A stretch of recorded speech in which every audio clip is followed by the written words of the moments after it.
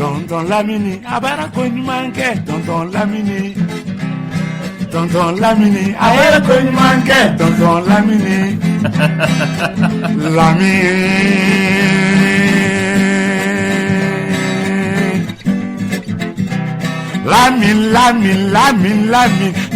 Lamine Clédou Lamini jo avec kuma la radio Saramala tonton Bek ma Sara de la tonton Bek leke c'est fort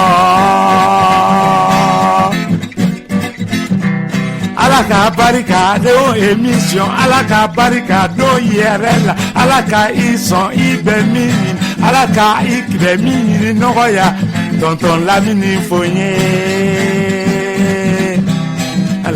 Lamini aye ko ɲuman tonton Lamini aye ko ɲuman tonton aye ko ɲuman tonton aye ko ɲuman tonton ka tonton aye ko ɲuman tonton Lamini aye ko ɲuman tonton MBK aye ko ɲuman tonton Cheki aye ko ɲuman tonton aye ko ɲuman tonton Musa aye ko ɲuman tonton Alifa aye ko ɲuman tonton Atete aye ko ɲuman tanti Lobo aye ko ɲuman tonton aye ko ɲuman tonton Siti aye ko ɲuman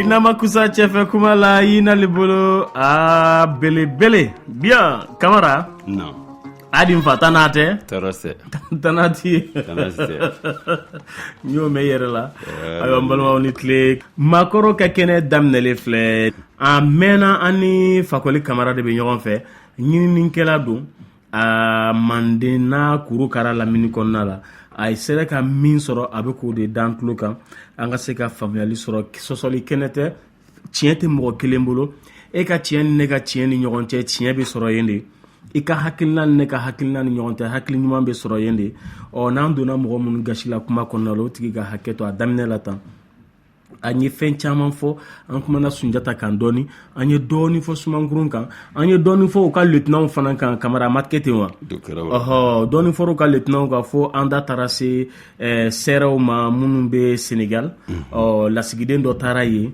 no kera sereden na ni serere Senegal serer nunu do yere weleli ke ku u yere ka klisi chama no be farafin fran nunu bo ka bebe ke maninga kandla ngo donc kuma kɛra tiɲɛ ye ala ka hakili ɲuman d'an ma an kumana ka kuma fo an nana se jeliba baji nin ma ba kelen kelen min filɛ ka Bamako cɛ ci ka Mali cɛ ci ka taa nka o y'a a ba nin daminɛ bɔra yɔrɔ min na jujɔn bɔra yɔrɔ min na o tɛ Laginɛ dugukolo ye nka an y'a mɛn école maître da a bɛ livre kɔnɔ k'a fɔ ko le fleuve Niger prend sa source au Fouta Diallo o tɛ Futa kɔnɔna ye o tɛ Fuladugu kɔnɔna ye ka taa wa Laginɛ fanfɛla la a sɛbɛnlen bɛ livre kɔnɔ ten nka e ko fleuve Niger a ma tɛmɛ Futa yɛrɛ fɛ k'a taara ka source ta Farana o don kuma bilara yen de maakɔrɔw ka kɛnɛ de don Kamara foli b'i bolo wa foli bɛ n bolo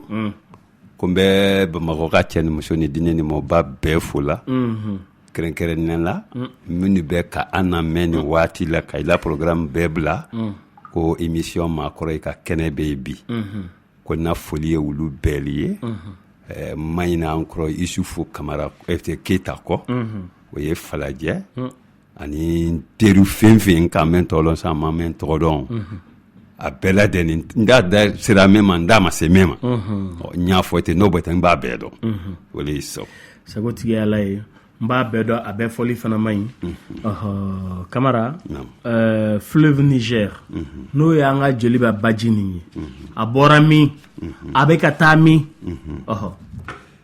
Lamini ala k'an bɛ sababa ma ala ka hakili ɲuman di an ma amina Lamini n y'a fɔ ya tuma caman n ko an na ɲininikɛlaw a yi ka a yi kɔsɛ dɔɔni ka ko dɔ ɲɛɲini sɛbɛlikɛlaw surtout kolankalila ye surtout minnu y'a fɛ k'i bolo la k'olu kisɛ kan ko an ye ko dɔ ɲɛɲini an ni mɔgɔ min fɔlɔ kan an sen premier pas ta dans l'histoire sɛbɛli dɔ ne o ye tubabu yiri a yi ma se yɔrɔ bɛɛ mais kɔni b'a na fɔ alu ɲɛna a yɛrɛ o sɛbɛ hali n'a a yi ma se a yɔrɔ la nka caman na yala tubabuw sera a yɔrɔ la ou bien bon n t'a dɔn n'a yi sera a yɔrɔ bɛɛ n'a yi ma se a yɔrɔ bɛɛ mais même fɔ ni fleuve Sénégal fleuve Jeniba ko la mala na le se ni kɛra yɔrɔ parce que o ni Futa tɛ ɲɔgɔn fɛ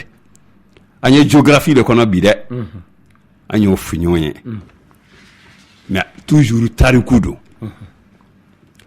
dugu mɛn Laginɛ ko Farana ala la hinɛ président Sékou Touré la o wolo dugu le wori Kamara layi fana tɛ bɔla yen de wa Kamara layi bɔla Kurusale Kurusa y'a mɛn dɛ dugu wɛrɛ fana bɛ yen o ye Farana kelen wele kɔnɔ ko Baɲa Laginɛ k'a min b'a kɛ o tolo bɛ Nkana l'arrondissement de Baɲa o ye à 60 km de Farana n'i bɛ taa Farana dugu kɔnɔ bon i bɛ sira bila n'i ye à peu près 30 kilo ɲɔgɔn bori i bɛ sira bila touriste dɔ i bɛ taa ou bien mɔgɔ min ni kun fani widuwa kawa jeli b'a kun ma fɛlɛ a bɔra yɔrɔ min na dugunin dɔ bɛ yen ko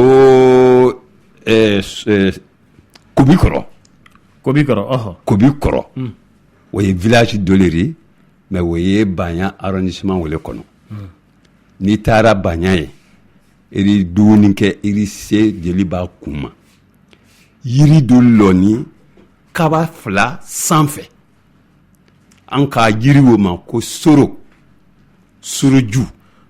de jɔlen bɛ gabakuru belebeleba fila sanfɛ o kaba olu kɔrɔ i bɛ jini ye toni na a yɛrɛ ma k'a jigin ka ben dugu ma donc comme a toni na gutu ninnu o bɛra denkani dɔ sigi ye denkaniw b'a fa o de woyo o fana bɛra folon dɔ fana sen o ye dingɛ dɔ sen a yɛrɛ o ye dingɛ dɔ sen mais n'an b'a fɔ o ma ko folon i y'a faamuya o bɛra folon de sen donc jiri bori o fɛ au fur et à mesure ji fanga tɛmɛna bonyana au fur et à mesure folon nin ye tɛmɛna bonyala i kɔ tugun i y'a faamuya donc n'a fɔra k'a fɔ ko Jeliba a pris sa source dans le Fouta i b'a bɔ Farana Iriwɔ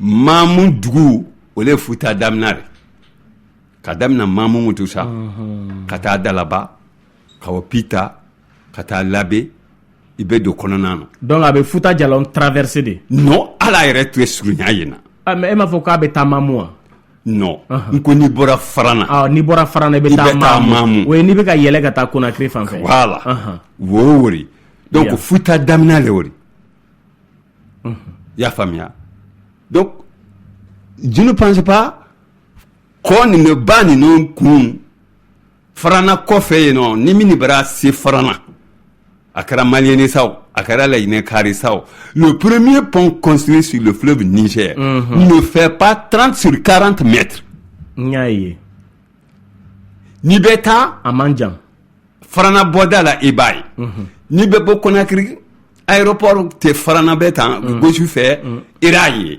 c'est le pont là ça ne fait pas 30 sur 40 mètres ça c'est le premier pont construit sur le fleuve Niger Niger fana anglais-kan yɛrɛ mais an ta kan o Jeliba ye Jeliba fana nani ɲama an ni se o fana ma i y'o faamuya donc a ka i kun la kurusa kan n'a bɔra Farana a bɛ taa kurusa n'a bɔra kurusa a bɛ taa Sigiri ka Mali lamina i y'o faamuya donc a ma surunya Fouta la Qatar de Kogorema. Il y a beaucoup de fleuves. A connu Foni, Kafoko, ils prennent toutes leurs ressources dans le Fouta. Au connu comment la c'est un peut-être fleuve Siama Yemini massif. Nani, éco forêt par exemple. Le Milo, le Dion, le Niandan, ou le forêt le Magoran, le Boya, ou le forêt. Bon, le fleuve Niger. Peut-être le Concouré ou le Concouré Franca Dialana, mais Concouré ka Fouta est traversé. Bon, au bonnet ce Diamana et Rocanafana, le Concouré. Donc, aïre bête ne fera ni ala ni Kouila Finke Dinandin. Le premier barrage qui devait être construit sur le fleuve Concouré, ou Fana Bablebileri, mais à la masse qu'à réalisation qu'est ce boulot. Mais c'était dans le programme. Ya famia. Donc, il y en a toujours fleuve Niger quand. Le fleuve Niger peut traverser comme ça. On connaît Massa Djamana Berofolo. Massa Djamana Berofolo. Mais à Karaka Djamana, Chigi ou bien Djamana, qu'on a traversé comme ça, Kawe Ikum la Kodiro. Kodila, Sagotigi alaye, Wega Kamara Wele, Aye Kamara Tuevolo, Ganona Kuma Ganona Nyarami, Retlena. Troste, kuma b'i bolo? Aba. N bɛ Kamara bilasira yɔrɔ dɔ la quoi. N'i bɔra Farana i bɛna Gegedu. Après Kisidugu. N'i bɔra Farana i bɛ taa Gegedu. Awɔ, après Kisidugu maintenant c'est Kisidugu. E ko Farana Gegedugu? I bɛna Kisidugu. N'i bɔra Kisidugu i bɛna Gegedugu quoi. Nka ba. Non, a tɛ ni ba sira ye sisan. A bɛ ni dugu de. Oui. Ne ka ba bori ni Islam ni fɛ ne ka wele ma dɛ. Allo? Oui, ko. Donc n'i bɔra Gegedugu de i bɛ sɔrɔ ka na Mamu. Filadugu yɛrɛ bɛ daminɛ fɛngɛ de Dalaba. Ayi, i m'a faamu. Filaw ka kɛlɛ mun kɛra. I m'a faamu. N'a kɛ Mamu de deli de kɛra ka tigɛ ka na Dalaba. I m'a faamu. Awɔ. Baji bɛ tɛmɛ yɔrɔ minnu fɛ. Ale bɛ n'o de ye mais e bɛ ka sira n'i bɔra nin dugu in na i bɛ taa nin dugu in na an tɛ n'o yɔrɔ ye. Awɔ, a ye Concouré mun fana fɔ o bɛ foro kariya de. Ɔhɔ. À 30 km de Conakry. N'i ma fili kɔnɔ awɔ o bɛ yen nɔ de quoi. Voilà. Donc c'est-à-dire a fɔli min kɛra k'a fɔ yɔrɔ a bɛ livre kɔnɔ ko le fleuve Niger prend sa source dans le Fouta Djalon. A ko fleuve Niger yɛrɛ ma tɛmɛ Fouta fɛ Kamara i m'a fɔ ten. N y'a fɔ ten. Bien n'an y'a faamu. Ba jumɛn ni ba jumɛn de bɛ n'i bila fleuve Niger la k'a bonya yan'a ka se Mali la. Bon, je pense que dɔ bɛ n kɔnɔ, dɔ tɛ n kɔnɔ.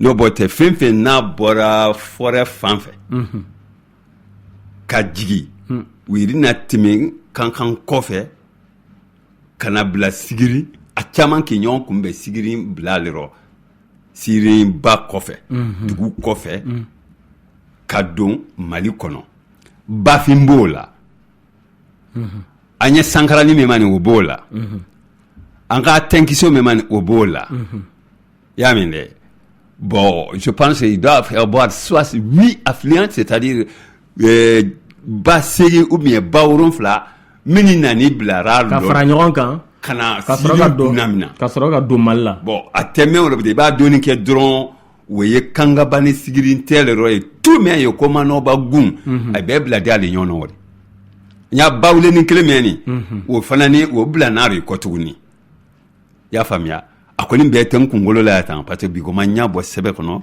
bon ko ce sont ces fleuves olu bɛɛ bɛna bila jɔn fana b'a milo fana b'a la u bɛɛ nana bila jeli barɔ sigirin kɔfɛ le ka Mali lamina yɛrɛ tilenna oui kuma oui allô an tulo b'i la monsieur Anne yɛrɛ tilenna ayiwa Kamara tulo b'i la i ni fama weleli bɛna si ma tɛ mɛn dɛ awɔ bon an ye min kalan géographie la o ko le Niger prend sa source dans la Dorale guinéenne au Fouta Djallon oui bon long de 4200 km et traverse 4 pays la Guinée le Mali le Niger et le Nigeria bon Kamara ye min fɔ o bɛ se ka kɛ tiɲɛ ye il faut tulo bɛ taa kalan ko tuma bɛɛ n b'aw lamɛn koyi ayiwa diyara n ye ni y'an ka faamuyaba de d'an ma awɔ i b'i labɛnw sabati dɛ weleli bɛna si ma a ti mɛn Kamara bɛ tila dɔrɔn an b'i nɔ minɛ inshallah i b'i lafiyabukaw bɛɛ lajɛlen fɔ an ye a bɛ diyara n ye n ci weleli la Kamara monsieur Anne a fana an ka maakɔrɔ belebeleba don a jolen don depuis avant l'indépendance ninnu ye tubabu baaraw kɛ a delila ka tɛmɛko kelen kɛ a ye fɛn caman ɲɛfɔ an ye faamuyali kɛ mun na k'an ka foli bɛ an nakaw bɛɛ lajɛlen ye yɛrɛ tilenna allo oui i bɛ kumakan bɔ i b'a fɛ ka kuma cɛ dɔ min fɔlɔ bɔra antenne na c'est-à-dire que je dis que comme ce soir, dans l'émission de Yeli Fouzou là, oui. Si vous êtes un auditeur de cette émission. Non, pas du tout. Il n'est pas la main. Il y a quelques émissions là, ah ouais, mais même n'est pas la main. À la main. Bon, c'est la même personne qui trouve tout le temps aux idées des autres. Moi, je pense que pour l'évolution de l'émission là, ne prend pas en compte des discussions pareilles. Ça ne s'est pas avancé. Voilà. Bah, c'est ta femme. Vous faites la remarque, même ce soir, à l'émission de Yéli Fouzou, il va intervenir. Bah, c'était. Il n'y a pas de bonne idée. Bah, c'était ta femme. Inti a diyara n ye an ka foli b'i ye Kamara ayiwa donc Milo mais kankan batoni tun tɛ bɔ kankan kan wa ni batoni bulira yan a b'a tɛmɛ sigiri na ali sira fila ale yɛlɛ Milo fɛ ka jeliba to yen donc a tɛ taa donc jeliba tɛ tɛmɛ kankan fɛ non jeliba tɛ tɛmɛ kankan fɛ donc a bɛ Milo de ta carrément sigiri a bɛ fara carrément ka kankan Milo ta ka taa i gauche fɛ awɔ bon jeliba continue au milieu wari watan tout droit ka taa télébé yan fan fɛ bon bafin ni sankarane nin bɛɛ bilala bila ɲɔgɔn na yene ni yɛrɛ sera ye problème si t'o la yɛrɛ i b'o faamu Mali ni bɛɛ kɛ i n'a fɔ e yɛrɛ b'i bolo le t'i na i n'a fɔ ko wɛrɛ de nin Maliw fɛ non Mali ni bɛɛ ye yɔrɔ la bonya fana fɛ quoi bali bila yɔrɔ a la bonya y'a faamuya donc bɛ taa man b'o la Guinée fan fɛ comme ici ou et puis bolo li ɲa la yan pour que ye ba kɔfɛla ye i t'a ye Mali kɔnɔ yan i t'i le pɔ nin kɔfɛ k'i le pɔ nin dɔ kun ye non mais la Guinée i b'a ye kurusa i lɔ ni ba fan dɔ fɛ i ɲa bɛ ba fan dɔ la i bɛ kuma mɔgɔ fɛ fan dɔ fɛ voilà Niger bɛ ten voilà mais ni donna sigiri babila wulirɔ ye sa i t'a ye ɲa la tun i tɛ mɔgɔ ye ɲa la donc a bonya daminɛ ni sigiri ne par les affluents de ces fleuves là kana fingɛ mais Lamine n b'a fɛ continue ka yoron do fo ngay ba keto anam balmo de baraka la ñu fe makro ko kene de do eratlina so numa fa ko ñini ngala awo ne sénégalais quoi ay histoire ay série ko min fo la aka do histoire la quoi ne ka don don la quoi ani muso ka indicatif la aba indicatif la muso mi dongel da to ko indicatif wa abi émission damne Kade Jawara Kade Jawara wa ani série ka histoire la aka do la do ne ka anga me quoi sénégalais do anga do fo Sénégal histoire kanwa ayo sita famuna ayo dona na tawla ni camara de ba fo sani mo wore de ba fo amena njija ya fam don do inti wililla voilà abagala merci bien camara tungo kibe fenu do fo précision de kenak maro parce que kuma de nok makono do kana wa fo ko camara ka fota ya famia kemen kumara Niger téministe dugu mini fait kabama kolamina nga wile ko fo de awa aya famu baji bolé farana kana sigiri kana kurusa temena sira munu fanyo dugu de to ne ka wile ma malena dugu mini ko fala o mobilisera de côté awa o mobilisera de au mobilisera donc je précise très bien mes paroles baji temena yoro munu fe e o de fo kayana mina mais e ma mobilisera ko fo atemini dugu ba fala ça va même fait farana kurusa sigiri aka wile traverser fleuve Niger sinon amassé Kisidou amassé Gegedou ba mini beye ba men Kisidou hôtel de Konyanda ya famia Nyandan Jazzy a taw de fe voilà l'orchestre Nyandan Jazzy voilà oui ka ba le tola aila ageleba go bembe ya fana ni atola bembe ya Jazzy la beila ere Beila te ko Beila aussi est une ville de la Guinée. Mais est-ce que bas de trop te fana bas de toi ko Bembea aka ay ka folo ko Bembea Jazz ouais yo famia afamna retlena oui comment bibolo aba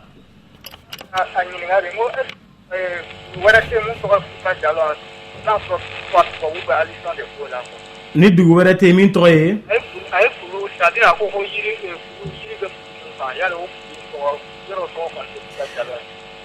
ayi kamara ko yiri nin tɔgɔ soro sun jɔlen tɛ kulu fara belebeleba fila sanfɛ wa ji tɛ toni n'a ye ne fɛ wa ko yala ko kulu ninnu tɔgɔ ye Futa Jalɔn de ye wa non dugu de tɔgɔ ye Futa Jalɔn fila dugu les 7 cercles ou bien les 7 cercles de Futa.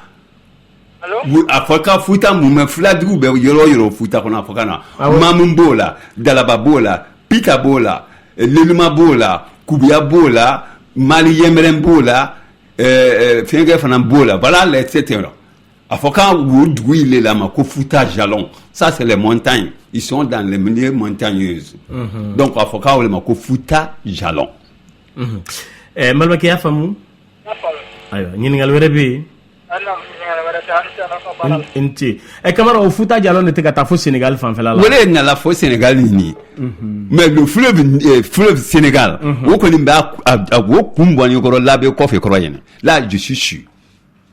D'accord, donc le fleuve Sénégal prend sa source dans le Futa réel oui l'extérieur problème sito là labe ko fela au bonnet ne faut ya au fanan nara don Sénégal fleuve Niger ni non faut bien faire non mais ça doit être ouais sigrin fana ma blale koy Sénégal ma c'est sigrin fan fait au fanan terminer kay fan fait là ne ro kadigi kata blale jili ba kelen ni ko tuni vers Gao maintenant ou bien je ne sais pas ngoni ma c'est fan ou le faire falloir mais au fanan be do jili ba ro ko yini oui mais est-ce qu'elle be do jili ba là fleuve Niger Sénégal abedo ala ke retlena oui kuma bibolo ala nga foli de kata kamara ye bon ne voulais faire une contribution doni de que émission na quoi be faire idée de dire quoi c'est camarade de kuma minnu fɔ vraiment kuma ninnu nafa ka bon kojugu.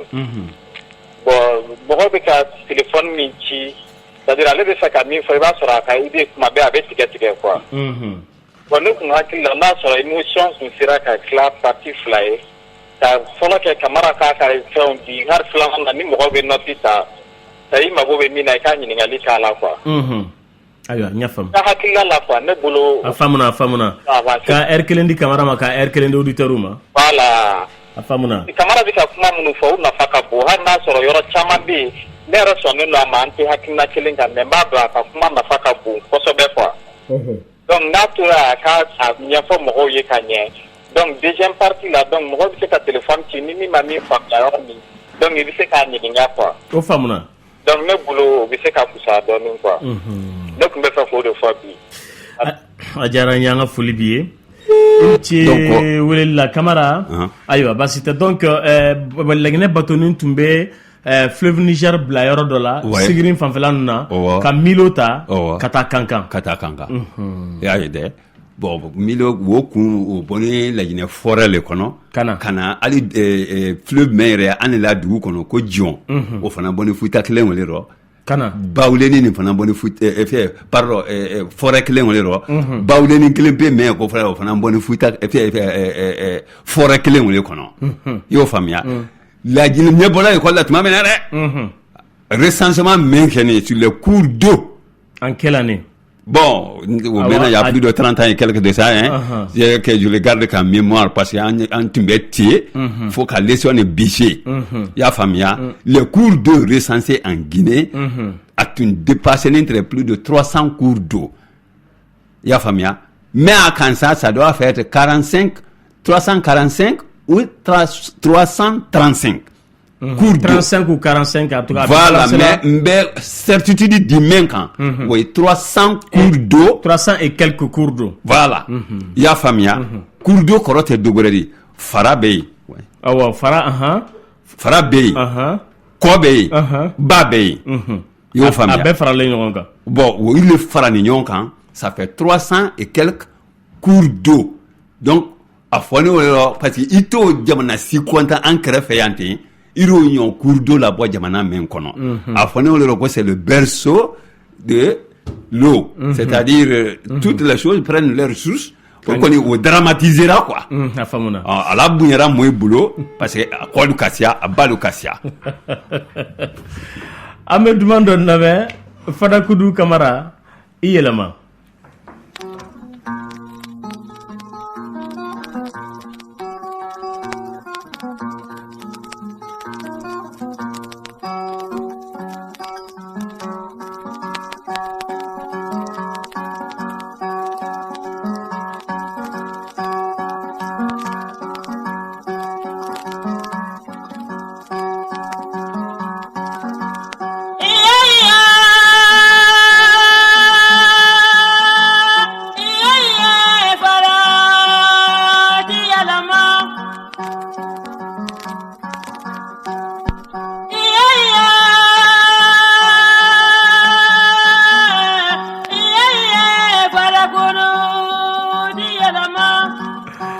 Kamara Farakoudou Iyelama Okoro.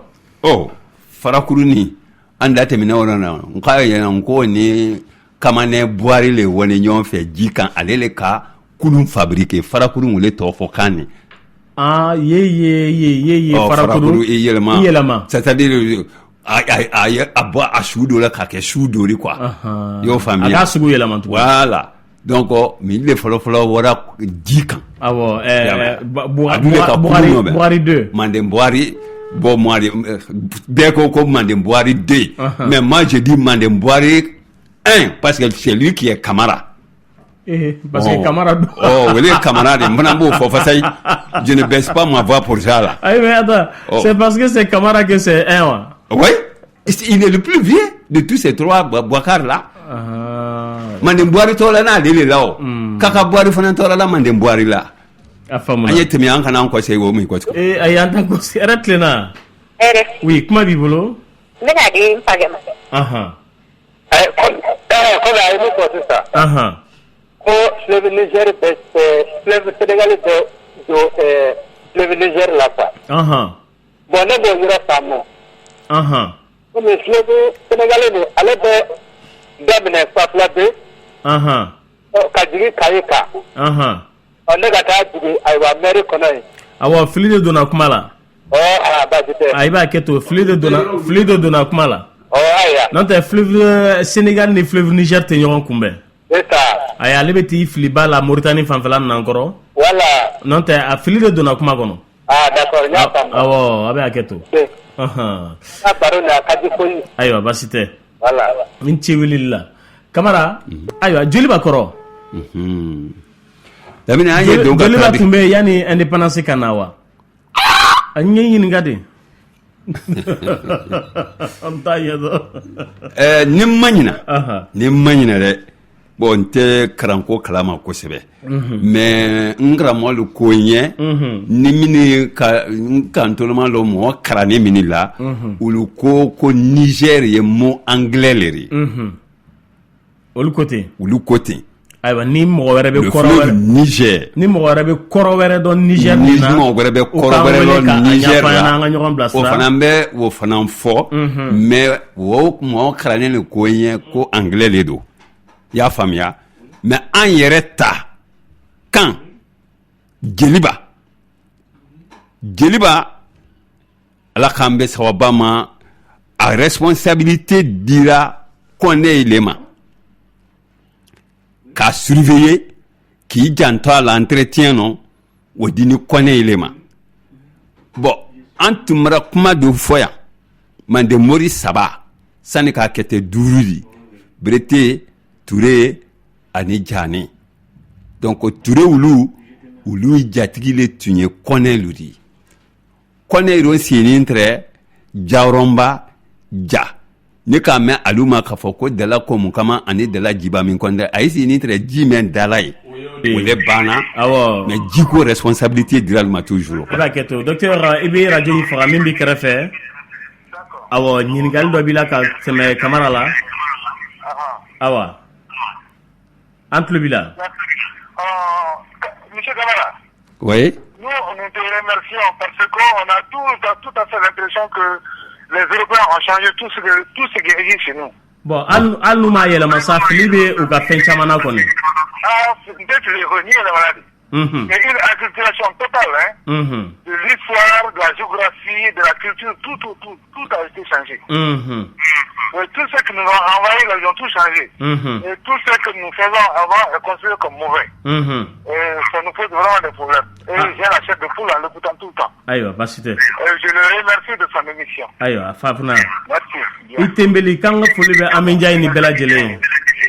Aïwa, docteur Timeli ka welel le tunyeni. Kamara. D'accord. Ayiwa an b'i to i ka nin yɔrɔnin fɔ ka ɲa fɔlɔ kosɛbɛ i b'i segin a kan tuguni n bɛ segin Joliba ko kan mais ni mɔgɔ min b'a e ko minnu y'a fɔ e ye olu ko Niger ye a tubabukan fan fɛ dɛ a tubabukan fan fɛ ko anglais don ko anglais le Niger di bon ni mɔgɔ min b'a dɔn k'a fɔ ni o tɛ fana ni mɔgɔ fana b'a dɔn k'a fɔ k'o tɛ ko a tubabukan de don o fana bɛ se ka information na parce que n ma se k'a yɔrɔnin kɔ dɛ parce que précision ba wɛrɛ tɛ n bolo ka bɔ Niger kɔ ka bɔ Jeliba kɔ bon Jeliba y'an ta kan ye Joliba kɔrɔ i kana fɔ ko Joliba a fɔ Jeliba Jeliba Joliba tɛ c'est le blanc qui a écrit comme ça ani ɲɔgɔn na prononciation ko nero k'a na kuma yi bɔ a bɔnya ma k'a bila mun gbɛrɛ kɔrɔ o b'a kɛ c'est insensé maintenant sensi t'a la tun Jeliba le fɔ ni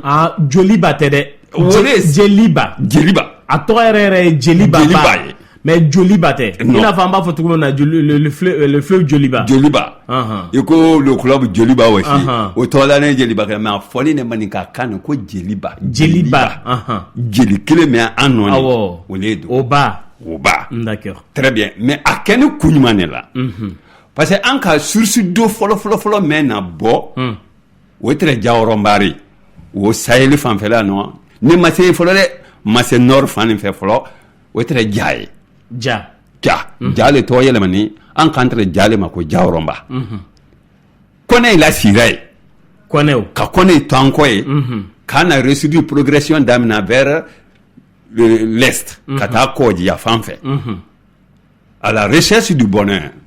Ala nara kɛ an ka taa bamanankan fɛ kosɛbɛ. Bon hɛrɛ ɲini na. I b'i débrouiller. Hɛrɛ ɲini na. Hɛrɛ dɔ fɔlɔ ye ji le de.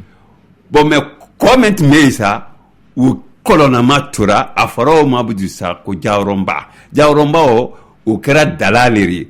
Bon kɔne tora o kunna ye an na ji duman wɛrɛ si tɛ yen mini ji wɛrɛ si tun tɛ yen fɔlɔ la. Min tun ka di n'a ye. Min tun ka di n'a ye. Olu ye banni min na. Ka ban mina kɔnɛ le bolo mais après la a fɔni wuli rɔ ne bɛ ma balimaya a bɛ fɔ ma ko dala kɔmu kama dala jiba min kɔnɛ.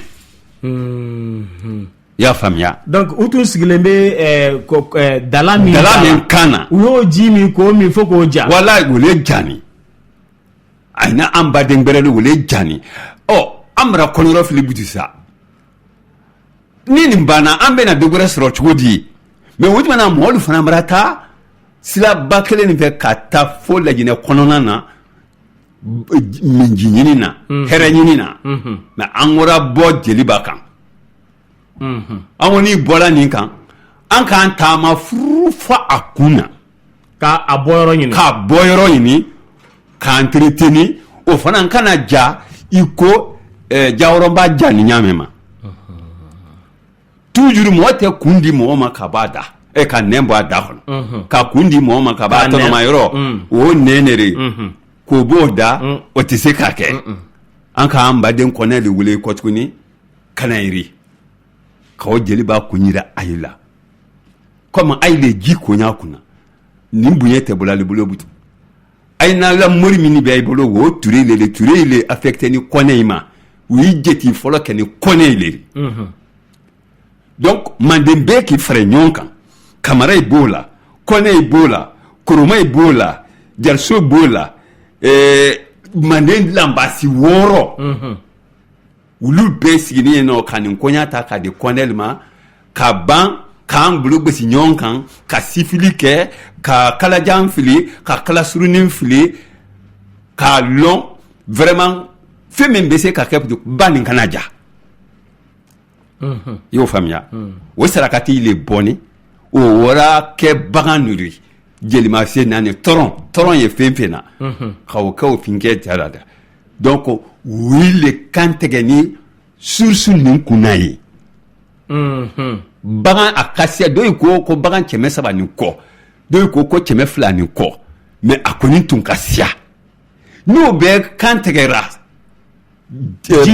jeli ni kunna ye min ye dugu ma ji bɛra changer a bɛ yɛlɛma a couleur bɛ yɛlɛma a bɛɛ kɛra jeli même b'a na ko ji tɛ se sɔrɔ la bi han ko a yɛrɛ kɛra Jeliba ye Jeliba awɔ jeli min o sinon an tun b'a fɔ ale ten dɔrɔn ko ba mais jeli ko tun tɛ lala kan mais bagan ni kan tɛ min kana a sunsu la ni ji o yɛrɛ dugula mɔlu ma ji taama k'a lon na mɔgɔ si ma se ka ji soli jeli b'a la bagan caman mɛn kan tɛ ni o de mais Ture le ka wo karan kɛ k'o aladeli kɛ ka bagan wulu kan tigɛ k'a ban ka i la sigi yen nɔ comme gardien Ture oui l'année on connaît pour la surveillance de ce fleuve là fleuve Niger donc don so que connaît que maintenant y no ça no wori sigi no ka subo fa ni si yoro la dan no bote farana e connaît douleri o farana e connaît douleri afokan o le mako do Sankara Damian Sankara moi men woni beni santé ka wi sigi Jeliba kune ni ko Sankara ma fɔ du vraiment tɔla dɛ mais ni ko Sankara dɔrɔn ça c'est la source de Jeliba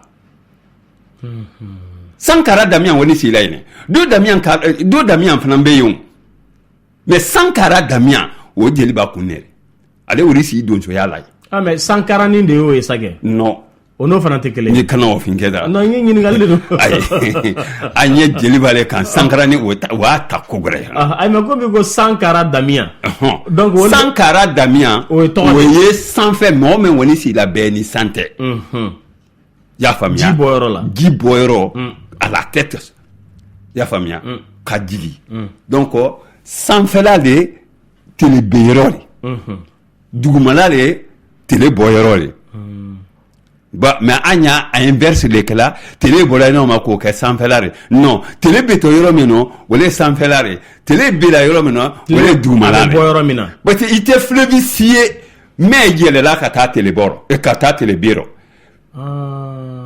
source bɛɛ bɛ bɔ tele bɛ de rɔ ka jigin duguma la. Donc Mali ni Laginɛ san Laginɛ le Mali sanfɛ Laginɛ de bɛ sanfɛ oui Mali bɛ duguma Burkina bɛ duguma Burkina bɛ o tuma a ye sigi ni ɲama Niger fana b'o duguma ji bɛ boli ka taa aw ma cogo min voilà o kɔrɔ de ko aw de ye duguma a ye dugumala de ji bɛ bɔ yɔrɔ min na o ye sanfɛ o ye sanfɛla de d'accord donc n'an y'a jateminɛ sisan Bamako ni Tombouctou Bamako de bɛ sanfɛ Tombouctou bɛ duguma o bɛ duguma parce que tele bɔ daminɛtɔ ye ne ka bɛ yan donc diɲɛ laban yɔrɔ yan a daminɛ yɔrɔ yan tu vois quoi c'est très clair mais n'an ma an na ko le ɲɛɲini k'a ɲɛdɔn il y a toujours des erreurs i y'a faamuya donc jeli b'a san ne fɛ kɔnɛ kɛ comme jiko responsabilité barati kɔnɛ lu ma o ye ka i bolo bɔ cɛ mɛn na o tɔ ko damiyan mais a wari si sanfɛ a fɔra ale ma ko Sankara Damian y'a faamuya donc fo n ye o préciser kɔnɛ lu ani Ture lu u ye le bani u ye le kɛra sababu mais jamana bɛɛ den kɔnɔna na Mandela Mbasi 6 la den kɔnɔna na ka kalifa alu la donc kɔnɛw ni Turew de ta ye non a kalifalu la voilà sur la surveillance koju kana tarisuma ni kirikara ko do ne go ma ko ya dabla dɛ ni ma dabla dɔrɔn frère Maka ibula o fana kila koyi Konelakaw ayi Turelakaw ni Konelakaw ayi ni mo manga ka kala ji fɛ koyi ji nɔfɛ ils ont le secret de ça aussi donc ne se quand même fɔ o le fɛlɛ ni an bɛ dan o yɔrɔnin na Kamara an bɛ nakili dɔɔni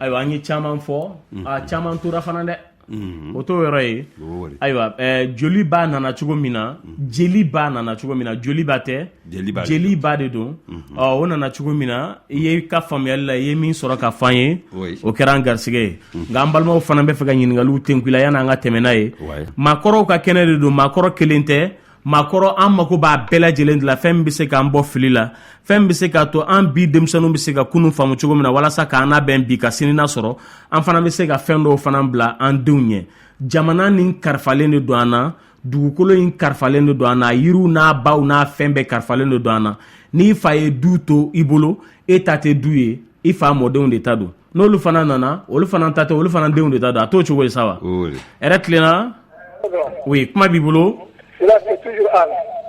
Anne, et puis tu as un babo et radio mangana. D'accord, bon. Je vais parler sur le fleuve Sénégal. Oui. Le fleuve Sénégal est formé de 2 fleuves. le Bafi et le Bakoy. Les Bafi et les Bakoy. Qui se réunissent à Baflabé. Le Bafi passe par Manantali. Baflabé te Bafla Benyorewa. Oui, le Bafi passe par Manantali. Maïna. Baflabé. Le Bakoy passe par Kika. Tukoto. Tukoto. Et va rencontrer le Bafi. Ben. Et c'est de là où part le fleuve Sénégal. Aïe, basité. Long de 1700 km. 1700 km. 1700 km.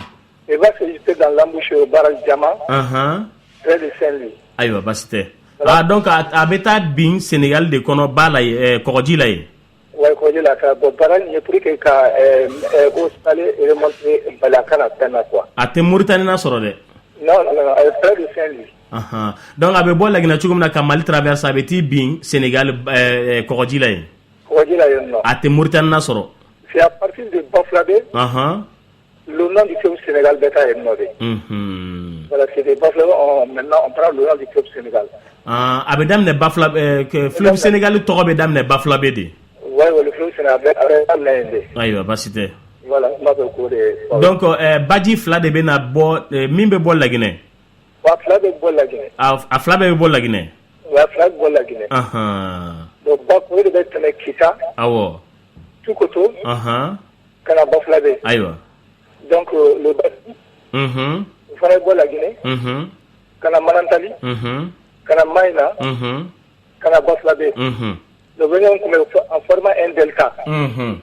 Et delta Koro. Oui, le delta, partir de ça, donc le fleuve Sénégal prend son nom jusqu'à l'embouchure du barrage Diamant. Afamuna. Voilà, merci. Anna, Nembe Fragnon Gande. Ok. Oh, Ningalou Bina Tembila Kofe. Kame ne Bamsofo. Awa, Kamara. Oui. Nimbeti Deme. Ni be demene la mini wole a Kenya fu ina wolona. Iko dombe. Iko be donte. Iko be donte. Ko même monen toni non. Oui, voyager. Ma wayasi bake parce que fani fe ya no ade ka yoro mini fala vraiment. Il m'a c'est fan fait. Masi. Dawamga. Il faut ka to men ke. Bon géographie do yiwi do akuna ka yoro yi. Ka famu. Mais histoire taille fonyanari. Awo. Mais itese ka yoro na fonyana ni igarsige sera ka do ka yoro nunu fa yala. Akafsa ko se ka yoro do ko la tere. Mini ka yenke ani ne me ma yenke. Kala problème to voilà. Donc problème te. Ala bafla kala kambe sawabama. Amina rabi. Ay ni ke ay ni baraye. Ala bafla be do ne fana garsiga la kamara. Nye bafla nunu benro e ngamba fiana kaba ko do ne. Ala bisa ka barala ha. Aywa. Kamara amasirane no sranya dan yere do ha. Bafla nunu benro. Ala. Era tlena. Oui, kuma bibolo. Ne kɔni kamara ka kuma ninnu ne bɛ ka lamɛn a mɛnna kuma ninnu ni an ka mɔgɔkɔrɔbaw ka kuma u bɛ ɲɔgɔn jɛ yɔrɔ caman dɛ u bɛ ɲɔgɔn jɛ yɔrɔ caman na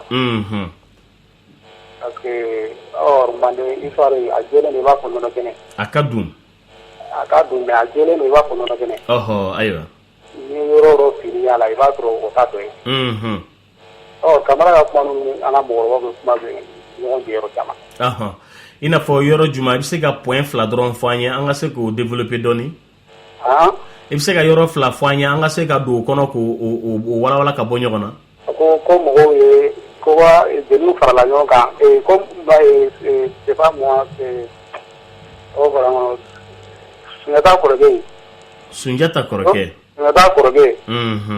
k'a ye mɔgɔw bila ka taa Sumaworo fɛ ko ka Sunjata faga ko tɛ tiɲɛ yɔrɔ a y'o fɔ i ka kuma ɲɛfɔ sa kɛ a m'a fɔ ko tɛ tiɲɛ wa ko Sunjata ye mɔgɔw bila ka taa Sumaworo faga non a ye Sunjata tɛ dɛ Sunjata kɔrɔkɛ Dankaratuma ye mɔgɔw bila ka taa Sumaworo fɛ k'a ka Sunjata ɲini ko fa Kamara ko tɛ tiɲɛ a ko Sunjata ma kɛlɛ kɛ Fasuma Berete tɔgɔ ko a ko ɲagami cogo dɔ yɛrɛ la Ala dɔrɔn de b'a dɔn a da kelen tɛ an ka histoire a jɛlen don an y'a mɛn an faw de la o fana y'a mɛn u faw la Kamara bɛ se ka o kuma ninnu nkalontigiya cogo di? Ayiwa. Ni fɛn minnu bɛ senna depuis san 1000. Ayiwa. O kuma ninnu bɛ se ka nkalontigiya cogo di? Donc a fɔ an ta ɲininkali to a yɛrɛ bolo a k'a jaabi. Ko cɛ ko yɔrɔ kɛ yɔrɔ jamana. Oui, mais comme a kɛlen b'a fɔ ko e tɛ k'a maîtriser kosɛbɛ. Ne y'a bɛɛ maîtriser, ne y'o bɛɛ maîtriser. Awɔ sisan e bɛ se k'i hakilina di e ye min sɔrɔ i ka cɛkɔrɔbaw fɛ wa? Ne y'a mɛn n ka cɛkɔrɔbaw de fɛ. I ka cɛkɔrɔbaw ye mun de fɔ? Tiɲɛna. Awɔ. E ka cɛkɔrɔbaw ye mun de fɔ Sunjata ni Dankarantuma ni Sasuma Berete ninnu kan? Ko Dankarantuma ye mɔgɔw bila ka taa Sumaworo fɛ k'a ka Sunjata ɲini k'a faga. O jɛlen don i b'a fɔ tɛgɛji. O jɛlen don e bolo i b'a fɔ ko tɛgɛji. Voilà, ko Sunjata ma kɛlɛ kɛ. Jɔn ye kɛlɛ kɛ ka Sunjata bila fanga la. Bon maintenant sisan e de bɛ ka ɲininka sisan e ka mɔgɔkɔrɔbaw ye jumɛn de f'i ɲɛna Sunjata ka kɛlɛ kan? N'a fɔra ko mɔgɔ bɛ kɛlɛ kɛ ka mɔgɔ bila o pilasi la. N ko e ka mɔgɔkɔrɔbaw ye o fana jɛlen don. Awɔ jɛlenya kuma na n y'o faamu sisan e ka cɛkɔrɔbaw ye Sunjata ka kɛlɛ jumɛnw de f'i ɲɛna? A bɛ ban wa kɛlɛ bɛ ban mɔgɔ b'a fɔ ko Sunjata ma kɛlɛ kɛ. Awɔ bon maintenant a ye kɛlɛ n'a ye kɛlɛ 10 kɛ ne mago bɛ i ka kɛlɛ 2 dɔrɔn de fɔ an ye a ye kɛlɛ kɛ yɔrɔ jumɛn ni yɔrɔ jumɛn? A ye kɛlɛ kɛ Kirina. Kirina. Awɔ. Ni yɔrɔ jumɛn? A ye kɛlɛ kɛ Ɲani.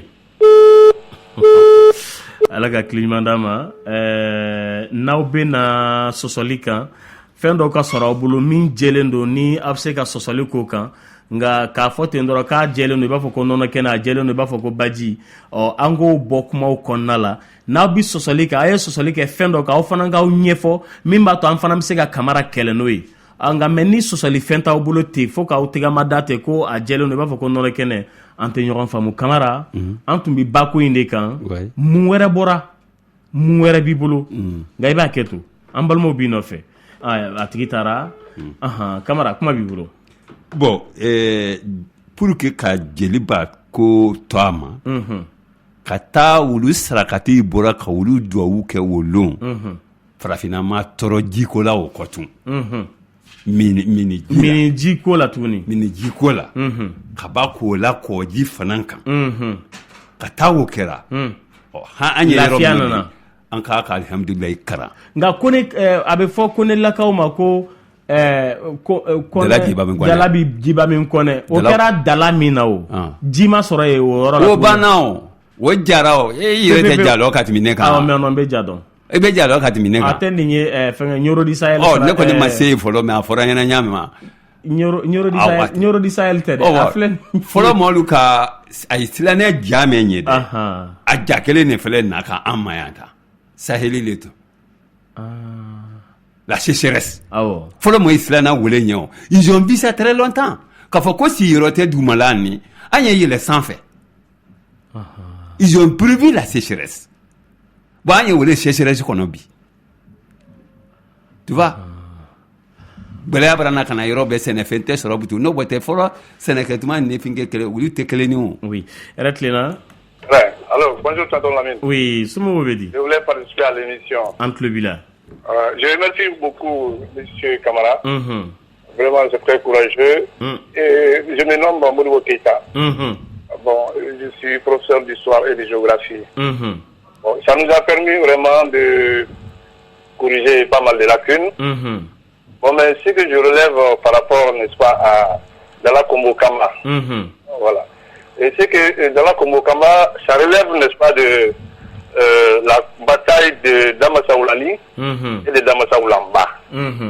Et lorsque Damassa Oulani et Damassa Oulamba sont arrivés à Do, et qu'ils sont arrivés, n'est-ce pas, à tuer le bif de Do, le Do Kamisa, et c'est Damassa Oulamba qui a magnifié le Do Kamisa de Karogelenfra, Nyarogelenfra, Bangourou Djara, Ourou Djara, parce que en fait, Do Kamisa leur avait donné, n'est-ce pas, 3 bâtonnets. Bon, quand il me sait qu'à faut bon gana alors comme Do Kamisa pour que Gafra, aïe, je ne cala Kelenduma, ou ka Odo flèche là. Ensuite, à Clara ka Tikse Sabadouma, ou ka au conflit. Maintenant, au flèche Bonéama, ou Tikse Flofli. Oui, il y a bien. Do Kamisa est bien chien Kabanye ala fɛ ka do lamasa wulani minɛ k'a fila ensuite a tilala ka filanan fili kɛra kulu ye donc comme ça y'o yɛlɛn facilement c'est à dire que sigi y'o yɛlɛn facilement a ye sabanan min fili o de kɛra dala ye a ɲɛ bon o kɛlen dala ye komi a dimina a tun b'a fɛ ka fɛn mɔgɔ ninnu minɛ donc a y'i da biri dala in de la k'a bɛ dala bɛɛ minɛ a y'o da biri o la a sara o cogo la o de la u b'a fɔ ko dala komo kanba ani dala jiba min kɔnɛ a tun b'a fɛ ka ji bɛɛ de minɛ donc dala komo kanba dala jiba min kɔnɛ komi sigi fagalen n nana ka na u jɔ a kɔrɔ u y'a fo ko i ni lajutigiya donc dala komo kanba dala jiba min kɔnɛ bon ne bɛ se ka yɔrɔnin fara baro kan awɔ ko o sɔrɔla o cogo min voilà min ye Sunjata ka muso ko ye c'est vrai que a ye muso fɔlɔ min furu o ne ka dɔnna yɛrɛ o ye o bɔra ja je vais dire non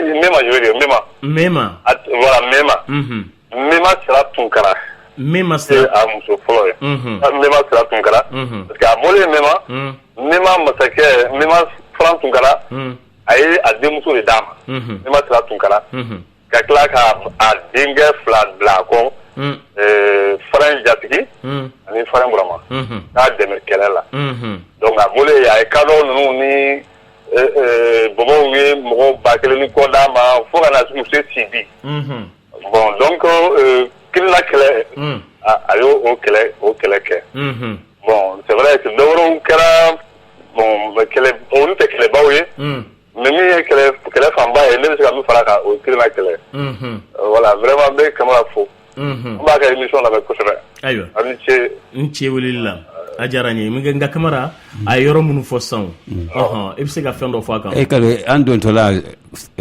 baro la sisan e m'a fɔ ko mɔgɔ kodɔn ni mɔgɔ kodɔn bɛɛ tɛ awɔ mɔgɔ kodɔn i kodɔn bɛɛ i kodɔn bɛɛ tɛ i y'o faamuya ale ka mɛn dɔn a fana ka wele fɔ ne fana ka mɛn dɔn i y'o fɔ ne fana ni k'o fɔ seulement an kana na ko doli basa ko doli ɲana ka ko dɔ ɲagami ɲɔgɔn na i y'a faamuya bravoure yɔrɔ ɲɛna cɛya yira karisa la ou bien ɲɛna musoya yira karisa la pour que ni se ka gagner kada olu fana bɛ yen n ka cɛya yira karisa la n ka sanayɛlɛ sɔrɔ ani n ka kɛlɛ yɛrɛ kɛ voilà ou bien i tɛ fɛ k'a fɔ c'est-à-dire ɲɛna musoya yira karisa la k'a fɔ ko ne fana y'a muso le ye a n'a la cɛya mais a bɛɛ la ne la t'a fɛ bolo la o yɔrɔ ni yɔrɔ la ne wɔ parce que convention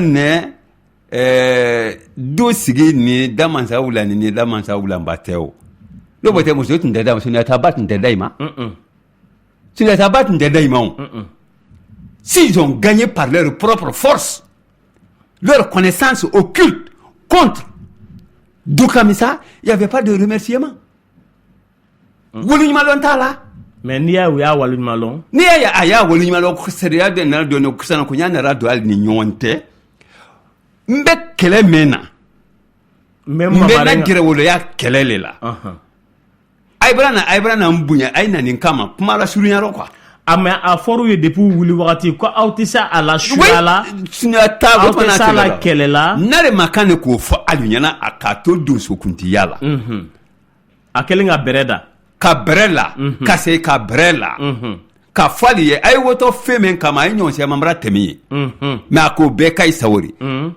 se mɛn a ye lɔnniya mɛn a la o tɛ i la dɛ mais n'a y'a bonya a b'a yɛrɛ da i ma a ye natɔ muso min ye a ka bɔ i ma ne yɛrɛ ma ka muso don ne muso de don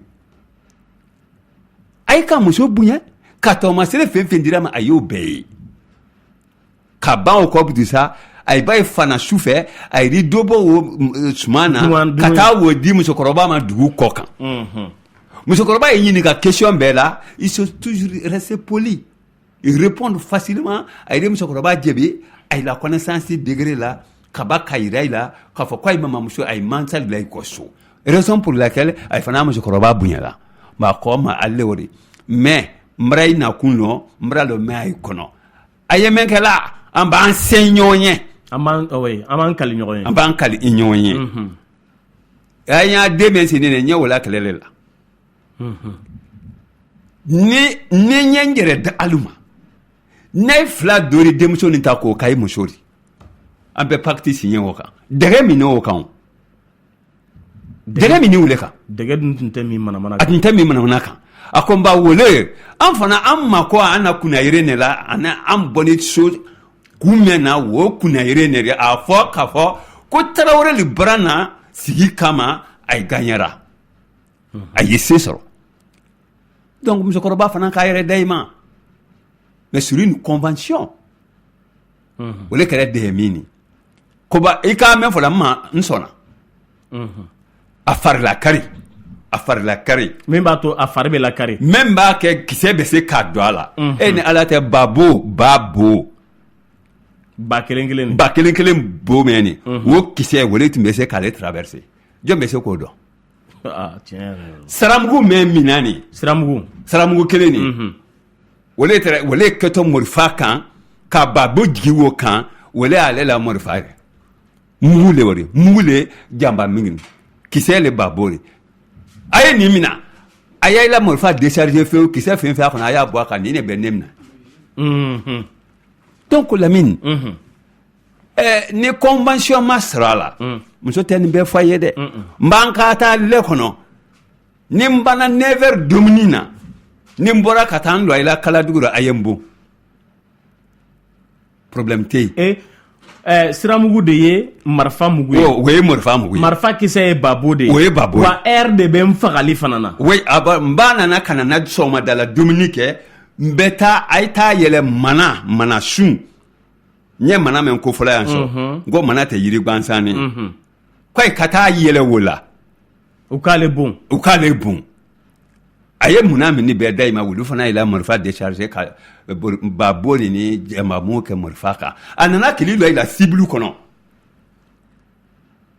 kɔrɔkɛma dɔgɔkɛma ka marifa ta k'a di kɔrɔkɛma ma a ko n kɔrɔ komi ile le kɔrɔ de tɔ bɛɛ ni ile le bolo ka tɛmɛ ne kan a ko n dɔ a ko i la fɛn nin ye t'i bolo han muso nin ye bɛɛ ma sɔrɔ n'a ye ɲaamɛ ma a b'a fɛ k'an kɛ ten ne a bɛ k'a nɛgɛn de kan a bɛ k'a nɛgɛn ne dɔgɔkɛ ko wula ni ko ko n kɔrɔ ko i b'a fɔ so ko ne bɛra sa n tɛ dɛ min muso ye k'a ban ko ni wolo ko n tɛ n tɛ sɔn dɔgɔkɛ jira mana su na ka taa fɔ muso la sibili rɔ k'a su muso kan a gorora da kan a ko n kɔrɔ je ko n y'a faga a ko non ko hɔn ko i y'a faga ko hɔn ko i y'a faga ko hɔn k'a ku tigɛ ka na ko ma ko a ku tigɛ Lamine yiri sɔn ka fɛn kɔnɔ ma ku tigɛ a ni ma b'a rɔ yiri wara ku tigɛ i lɔ wulu yɛrɛ mɛ an bolo so kɔnɔ i lɔ wulu ko kan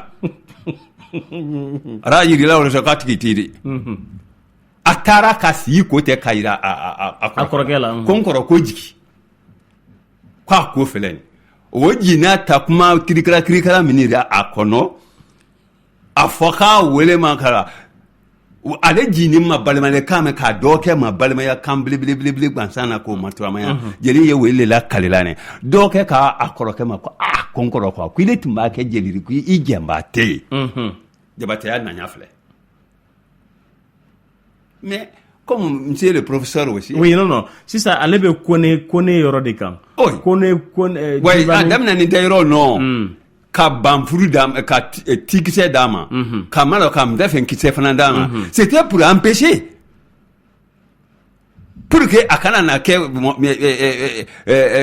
tarawelekɛ fila min tun tɛ a la moyen ne bila la pour la sauvegarde yani k'a ban tɛ olu traversera ale de dɔ kɛ si je comprends très bien siga yɔrɔnin kan m'a faamu a m'a fɔ ko tikisɛ tun bɛ muso a ye tikisɛ saba di k'a ye tikisɛ saba di tikisɛ saba nin n'o y'o bila o bɛ kɛ bin belebele de o bɛ kɛ turi sani ka sigi muso nin ban tɛ o tin bɛɛ traversé la a tɛ dɔ kɛ o bɛ dɔ kɛ mala ani mun bɛ kɛ kulu ye ka dɔ fana kɛ kulu ye ka dɔ kɛ ba ye sani k'a ban tɛ ka o bila ka dɔ kɛ dala ye dala o ji min yɔrɔ sa a ma sa ye ne mais est ce que ale ko jiba min kɔnɛ jalaba min kɔnɛ lombo lanban bɔra o yɔrɔ o bɔ jabra ne fana ko peut-être kuma fɔ cogo le yɔrɔ nin mais dala nin kɔni ji jara le dɛ dala ji jara Retlena. Ani koni ka moyi la siye ko kay minjiri.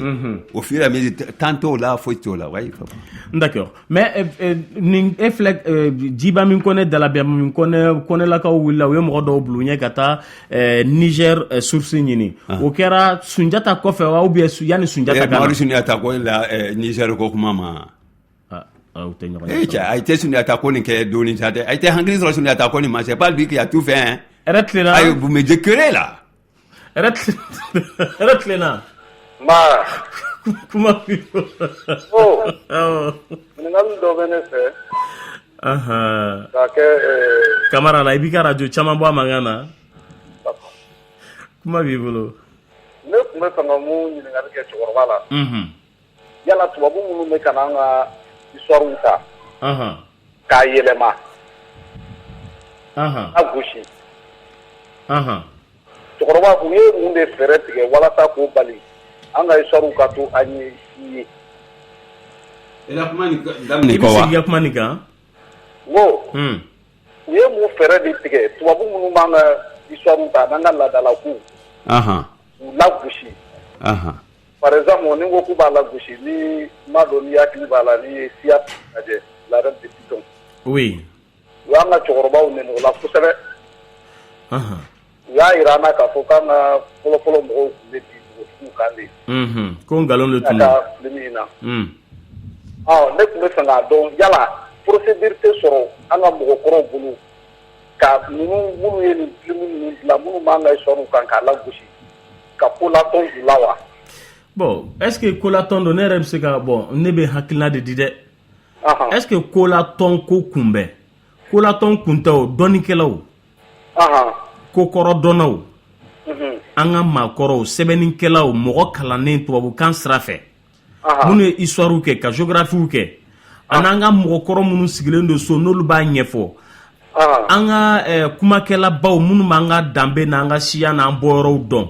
Wole kanga sigi yoro kele ka fendo la tle ɲɔgɔn bolo ka papier bɔ min b'a yira k'a fɔ lɛkɛsɛ de nin a tɛ wuli ka bɔ nin kan. Lamin. Non, tubabu yɛrɛ ko ni na droit de effacer page de comment n t'a dɔn n bɛna ɲɛf'i. Ah oui, une page d'histoire effacée déjà c'est comme il y a peuple la tunu. Merci. Tɔgɔkɛ fana nɔtɔ ye a y'a mɛn cogo min na a ka tubabukan na a y'a sɛbɛn o cogo de la mais mɔgɔ minnu fana y'a u dɛmɛ k'o erreurs sinsin u ma latilen yɔrɔ olu de ye lagosili kɛ k'a bɛ se ka latilen wa munna a tɛ se ka latilen munna an ka mɔgɔw tɛ se ka wuli ka dɛmɛ kɛ walasa erreur fili donna yɔrɔ mun tubabukɛ m'a bɛɛ tiɲɛ o a ɲɛɲinitɔ de ye peut-être a gɔlɔn'a bolo n'o tɛ a ka lawulima fana tun t'a tiɲɛni ye hali que n'u ye hakilina dɔw don an kun na k'a fɔ an ka farafinya man ɲi an ka kokɔrɔw man ɲi olu de ka kow ka ɲi olu de ka tubabukɛ dun b'a ka kokɔrɔ bila diɲɛ farala yɛrɛ kan hali sini tubabukɛ b'a a fa n'a mɔkɛ ka jimin cogo ladege k'o k'an ɲɛna an b'o bɛɛ kɛ tubabukɛ ka civilisation alors que tubabukɛ b'a ka kokɔrɔ de kan u dun ko kan an dun bɛ k'an ka kokɔrɔw bila ka tubabu mɔkɛw ka kokɔrɔw kɔ u denw bolo k'an taw bɛ latilen cogo di nka i b'a kɛ to yɛrɛ tilenna oui kuma b'i bolo somɔgɔw bɛ di tɔɔrɔ tɛ. Bon, moi je voulais intervenir, mais avant ça, il m'a la main. Mi ye tubabu ka côté yɔrɔ ye. Ne kɔni ka jate la, an yɛrɛ de nɔ don. Tubabu tɛ. A ka jate minɛ cinquantenaire organisation na o taara logo sabusiri ko min kɛ nin ye télé la tantɔ. Bon, ne bolo lebula ko don. Donc an ka mɔgɔkɔrɔbaw yɛrɛ b'a fɔ cogo min na, a n'u y'a bɔ cogo min na. Fɛn sugu kelenw tɛ. Donc an yɛrɛ bɛ cogo min na an ye hɔrɔnw ye cogo min na fɔnya bɛ an na cogo min na n'a fɔra an k'an ka mɔgɔkɔrɔbaw ka kɛwalew ta nin ko min kɛlen filɛ nin tantɔ nin lamaliyala ko de ye an ma donc hali n'u bɛ nin ko suguw kɛ vraiment u ka essayer ka ko ta tiɲɛ kan dɔɔni yaasa u bɛ se ka an k'an bɔ fili la voilà u bɛ se k'an bonya cogo min na quoi.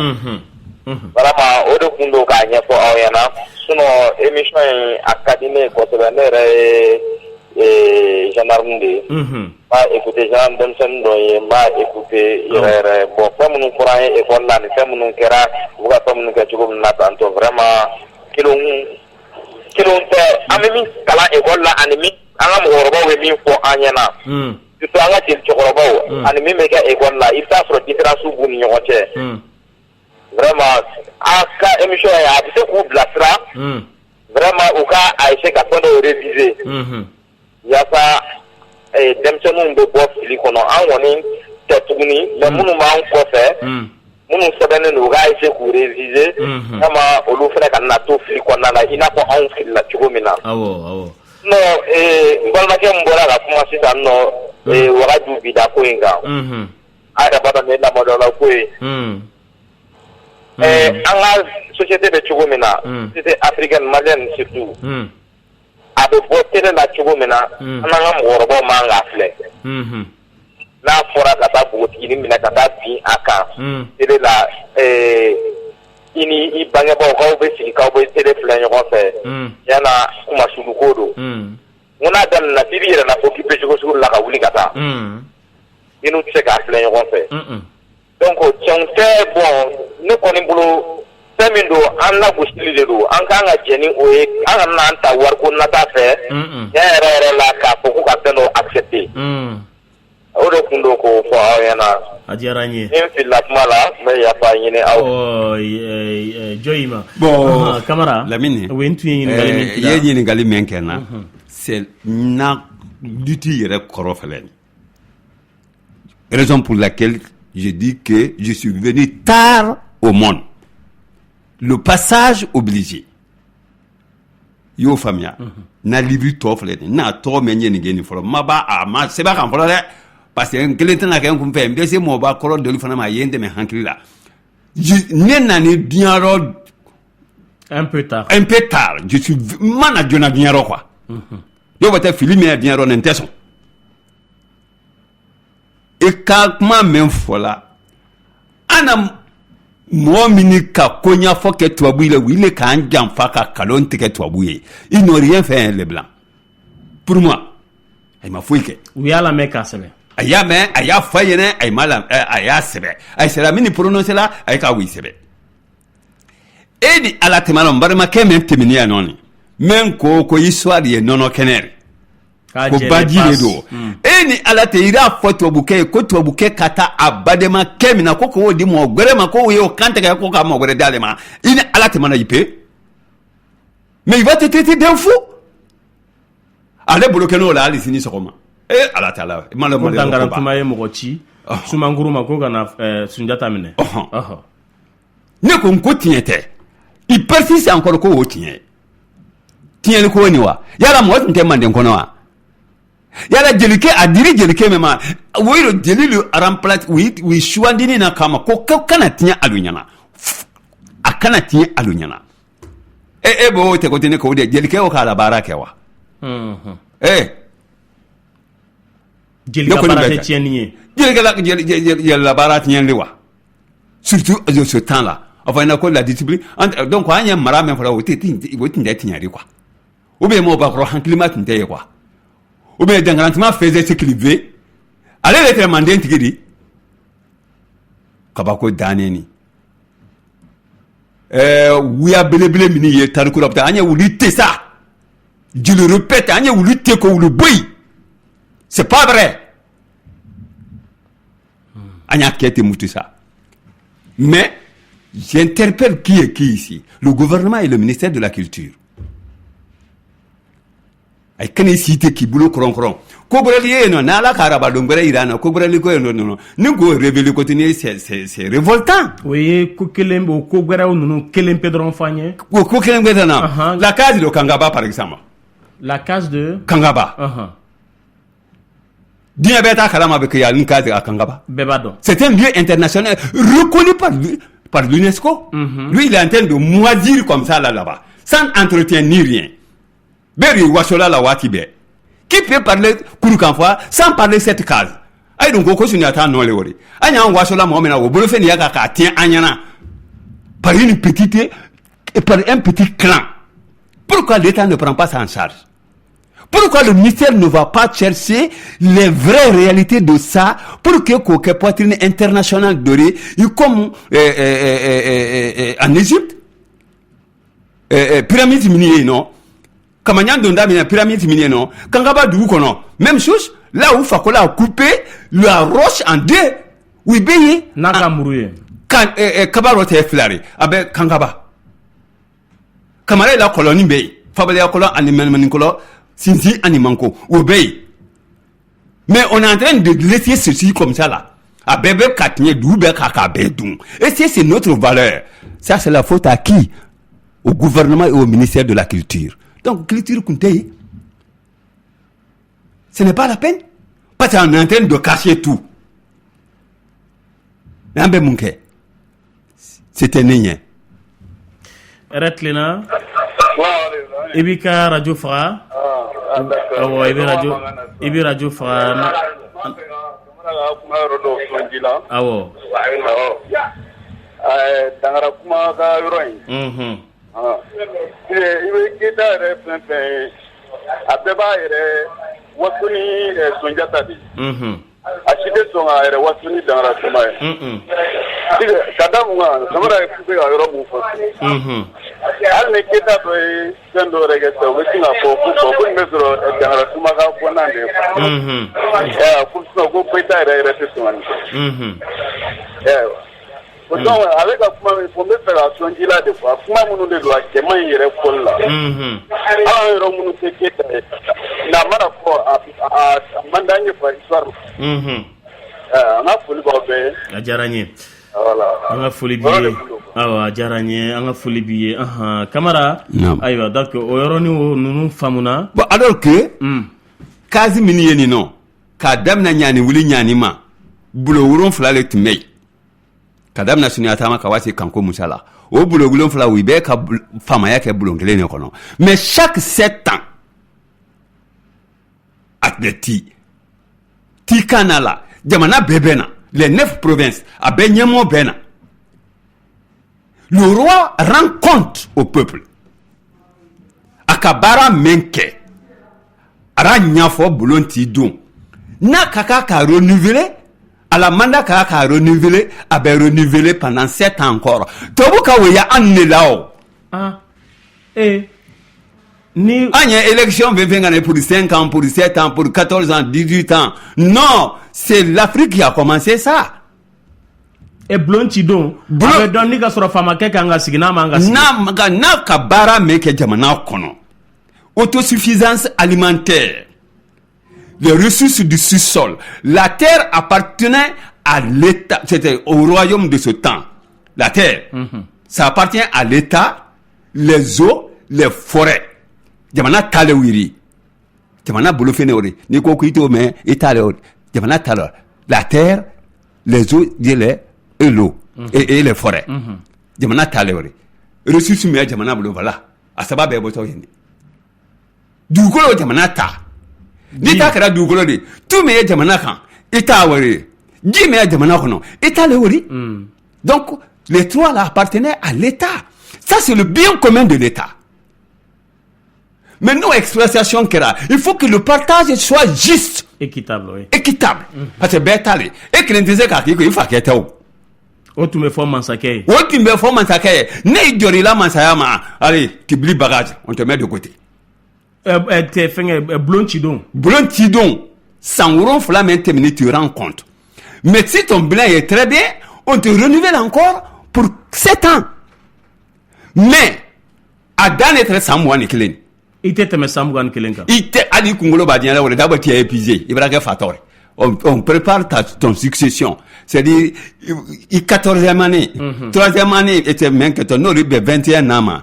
Il a successeur les bébés ka konya ira wila abeketana abefotane il a baraka do o beti singoro ke o le be collatéral ke ka ko nyanyine ibe wulileti o ifanane na kana contrandi qui le blanc a vu ça avec les noirs an le folo ko initiative de ayina ne wole kala élection ni ma fa élection tene non la kala fili be kala bo be kala ta be démocratie fana sur l'enfer parce que faut tout ticket aka ko no kwantre an kun fe intene. Rien n'est écrit, mais tout est régulier, tout est régularisé dans notre tête. Ah bébé.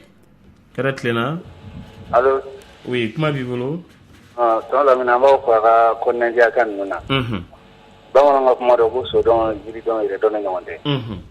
bon émission ne se va yɛrɛ dɔn émission ne mais ne bɛ fɛ ka participation fitinin de kɛ ko mɔgɔw bɛ ka kuma film ko kan k'a yɛrɛ k'a fɔ ko an ka siyaw bɛ ka lagosi bon ne kɔni bɛ mun fɔ o yɔrɔ la tubabuw tɛ quoi an yɛrɛ de bɛ k'an yɛrɛ lagosi parce que film in tourné baga n'i y'a lajɛ tubabu t'a la an bɛ se k'a fɔ jeli dɔ yɛrɛ de ye film in tourné mɔgɔ bɛ film ko kalan na o b'a dɔn. Kuyate kɛ cɛkɔrɔba min bana est-ce que o de nɔ tɛ.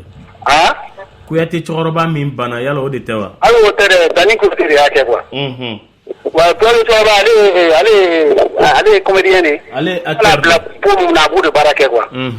mais film tigi yɛrɛ de tɔgɔ ko Dani Kuyate. a dɔnnen don diɲɛ fan bɛɛ. wa Dani ɲɔgɔnna caman bɛ an fɛ yan nɔ. Sigi Abubakar Sidibe. olu bɛ se ka film dɔ dilan tugun ani fɛn in corriger quoi. ou bien a filɛ ka damɔzɔn fɛn bɔ cogoya min na ni mɔgɔw ye faamuya caman sɔrɔ la. pourquoi pas état se malien tɛ se ka dɛmɛ kɛ komi a b'anw de concerné. parce que n'i ko Kunbi Sale Kunbi bɛ Nara de. donc a souci bɛ bɔ Mali de la. n'a na o fɛn a bɛɛ tun ye Mali ye mais Kunbi in kɔni tun bɛ dugu min na a bɛ Nara de. donc Kunbi Sale o ye Kunbikan minnu tun bɛ seli. parce que Kunbi tun ye fila ye kafiriw bɛ fankelen fɛ silamɛw fan fɛ donc Kunbi Sale yɔrɔ de tun ye capitale ye silamɛw tun bɛ yɔrɔ min na. donc lagosili mun don an yɛrɛ de kan k'a lajɛ k'a corriger ni film ye tourneli ye quoi n'o tɛ tiɲɛ yɛrɛ la fɛn ye lagosi bɔ an na kosɛbɛ n'an ka cɛkɔrɔba Kamara n'u olu ɲɔgɔnnaw sera ka fara ɲɔgɔn kan yala a bɛ baara min na nin ye médaille kan ka di mɔgɔ suguya de ma mɔgɔ min b'i sigi heure 4 heure 5 b'i sigi radio la ka mɔgɔw la kibaruya ka kɔrɔlen na vraiment ne bolo ni médaille kan ka di mɔgɔ ma a kan ka di an ka cɛkɔrɔba in ma.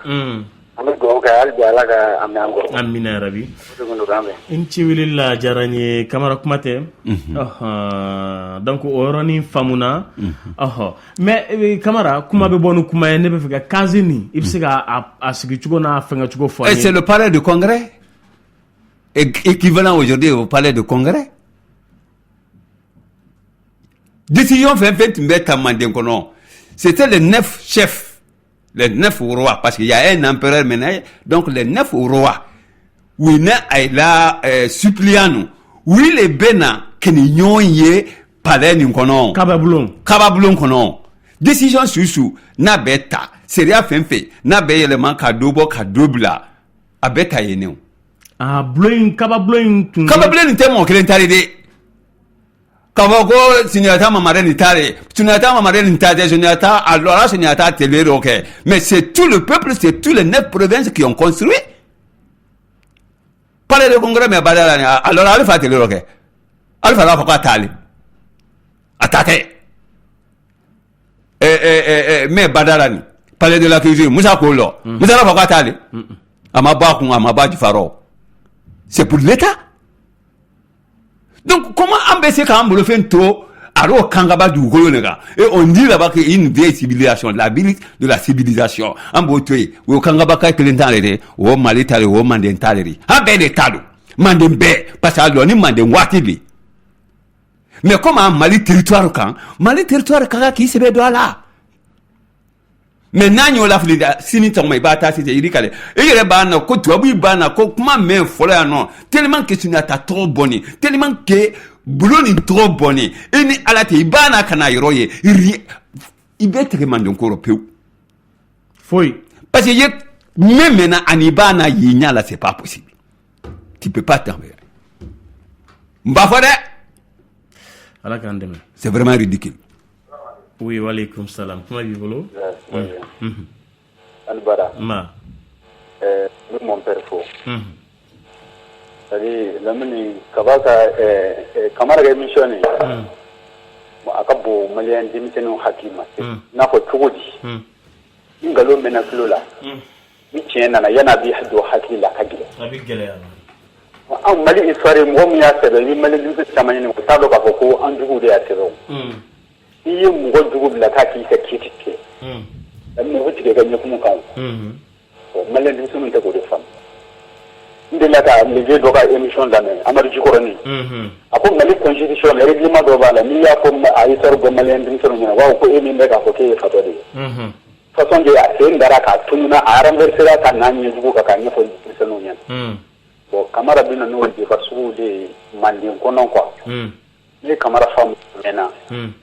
al sura ka ko cœur ouvert la partie de nya ka folike voix du cœur voix de cœur la ne be émission la ko du camara ko na ro la camara bi plateau ka tifone ko parce que choroba nya bi kuma min ko ça dit liban do sabati le ko du ba don quoi comme din to mi chama bi participer émission non le ko tay ni sebeni ta kalama ko semeni kala bidan ga don tige ka sebe ne ya famera camara manen ka do maninga do aya nye ni sur le terrain ka kila ka kala théorie la quoi bon mamu kalanga théorie la ka ke pratique la ani mamu ke théorie dura na ti pratique don ni ku lu ji abi théorie ni muya ta théorie ni pratique la ni muya ta théorie dura na bala tuni le quoi bon ka faraka tuni ya hake bimbala anaka famuya donc bimisonu tira kabayi kamara yi même bi min fo auditeur kana hali ni kamara ga kuma ma sabati shiri bi hadato kuma do quoi mais ni bi participer ando ni fanyo le kana ko hali ni ngalo de kiba yira ngalo do ka soro mam ga kuma rati ngalo akaba bi hakki donc o yoroni na ki deme ga kuma la ni munu be na sosoli la ka soro fen green bi bole fana mana nyafoli ke voilà amma go bulla me ka sosoli ke sosoli jalan kantin kuni jugala non voilà afamu na balma ke nga afamu na mena ni kamara ka émission participer nawo voix de cœur là o aka ni émission no atifani ko c'est à ma foi de fo kunti ndo ko ro de fo sidan quoi kamara bi mande ndo maninga do o chama duma fo de nyakala histoire kuma be sinya daga histoire bene bulu lampir di mande bene bulu nyakala he atia ni ka ro ni fo ka fo ko wi dangarantuma kuma mera wi wala fateke ko dangarantuma ya bla kata keleke suma wuruma awo suma wuru ka dogo ni no yesu ya da ko ka faga ayoro temene le histoire ko ne ya ni mun kamara ko ngalondo parce que kadanya nga baroni continue nga ika linte ka son anga foli bi mbalma ke o ado ko mere bi se kan wole wala sanga se ka nyoron fam ika linte ka son hali doni kamara aywa dakurunya kelen pibulo wati corona ko jugu labine dakurunya kelen me mbulo ka fo toujours o beta lamene kala ilema an ka naja an ka fara nyon ka neta hankileni inte foyri ba fere ka do farani ka muni fana ni famu ya ni katimi neka ukana anya no jasa il est temps anya wile anya fara nyon kan ka manden tariku ma fele ko tuni an ka minita anya wulita ka wibla keleni ko ke seberi ko bla mini ka filipeu anya wulu fana na de ka ibla archive lu kono ino ka ICD parce que dondo la fana ay ma ko fendo bese mo te brona kono fembe la filila ima ko mena wulu na yewule nyina iri ba ra tola siri kablai ora ni brona kono fena fili no but ima ko ribla do la mbi ga sanu mugula fili yo famia donc on ne be même voyer comme yire kenen buru fo ko oh iba keto mo la ban pepe eretlena allo oui kuma bibulo aba angol be do de ta daga sega télévision do ana camera ya nyela ayo basite be jayne lamin ayo basite do lamin angol buri ni sawga télévision ko ga na bana sega ni ko do ya nyela abe jay alaga de nake amina rabi ala merci alaga do mina enti wililla camera d'accord donc kuma famuna ouais initié fakoli camera do nyini nikela do o abe hakilna nyumunde nyinna ka do farata ka atani inte fuyi o nga alaka barka do betala ha mo ko dombe ko be donte aywa makoro ka kenele tundu akambe do ko were inshallah